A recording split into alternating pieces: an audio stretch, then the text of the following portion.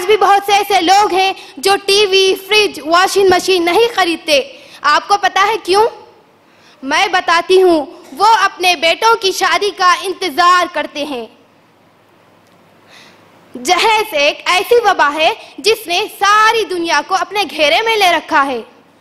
لڑکی والوں کو جہیز خوشی سے دینا یا خوشی سے لینا یہ رشوت کہلاتا ہے. آپ سب جانتے ہیں کہ رشوت کے بارے میں کیا حکم ہے.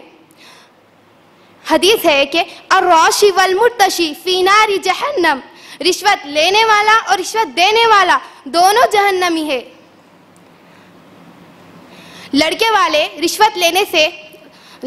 جہیز لینے سے انکار کر دے تو لڑکی والے انہیں زبردستی جہیز دیتے ہیں. ایسا کیوں ہوتا ہے؟ ایسا اس لیے ہوتا ہے کہ لڑکی والوں کو یہ خوف ہوتا ہے کہ لوگ کیا کہیں گے. اسے بلیک میل کہتے ہیں. چند امیر لوگ تو اس بلیک میل سے محفوظ رہتے ہیں، لیکن غریب لوگوں کے لیے یہ بلیک میل ایک ظلم ہے.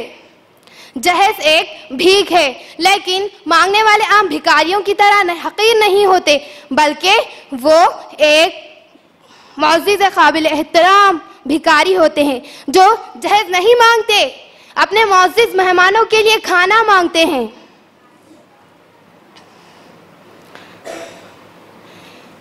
لڑکے والے جہیز لینے سے تو انکار کرتے ہیں. آج کل جہیز ایک عام چیز ہو گئی ہے. اگرچہ دونوں فریق یہ کہتے ہیں جہیز خوشی سے دیا جا رہا ہے، لیکن یہ خوشی سے نہیں، مجبوری کی وجہ سے ہے. کیا کوئی باپ سود پر قرض لیتا ہے خوشی سے؟ کیا کوئی بھائی خوشی سے اپنی بہن پر سب کچھ لٹا کر خود تکلیف اٹھاتا ہے؟ یہ شادیاں کیا گستاخی رسول نہیں ہیں؟